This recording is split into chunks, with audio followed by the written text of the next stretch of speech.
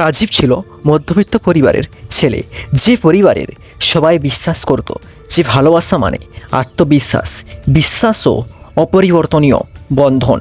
সেই পরিবারের সদস্যরা সবাই ব্যস্ত ছিল তাদের ঘর এবং বাইরের কর্মক্ষেত্র। সবাই চাইতো একটা সুন্দর স্বাভাবিক জীবনযাপন করায় তাদের লক্ষ্য ছিল।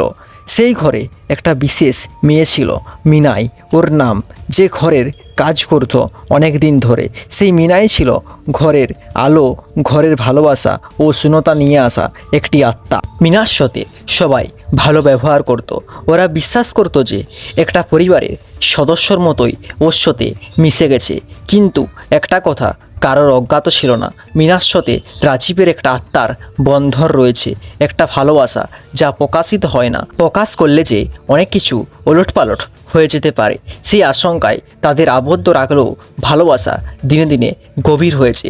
রাজীব ও মিনার সেই ভালোবাসা প্রকাশ পেতে শুরু করলো একটা বিশেষ মুহূর্তে, যেদিন বাইরে প্রবল বর্ষা হচ্ছিল।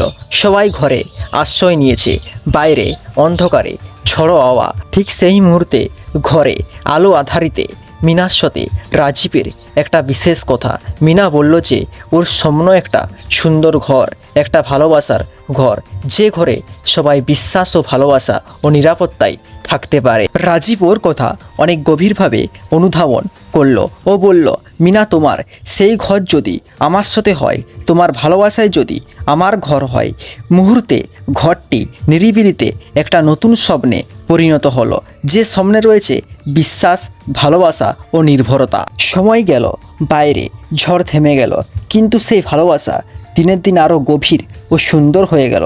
সবাই জানলো যে ভালোবাসা মানে বিশ্বাস, আত্মবিশ্বাস, যা একটা ঘরকে সত্যিকারের ঘর হিসেবে প্রকাশিত করে। কিন্তু একটা দিন এলো যেদিন তাদের ভালোবাসা প্রকাশিত হলো সবার সামনে। সেই দিন ঘরে হঠাৎ করে আত্মীয়রা এলো। আত্মীয়রা দেখলো যে মিনা ও রাজীব একটা ঘরে ঘনিষ্ঠ মুহূর্তে রয়েছে, হাতে হাত রেখে ভালোবাসায় মগ্ন। সবাই অবাক, ঘর জুড়ে একটা অস্থিরতা শুরু হলো।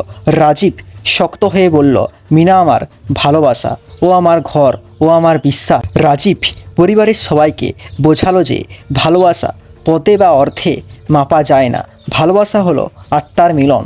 অনেক তর্ক বিতর্ক এবং অনেক যুক্তির পর সবাই মেনে নিল যে ভালোবাসা সত্য, ভালোবাসাই সুন্দর। ভালোবাসা জন্ম নেই বিশ্বাসে, শ্রদ্ধা ও আত্মবিশ্বাসে। যে ভালোবাসা সবাইকে আলোকিত ও সুন্দর করে তোলে।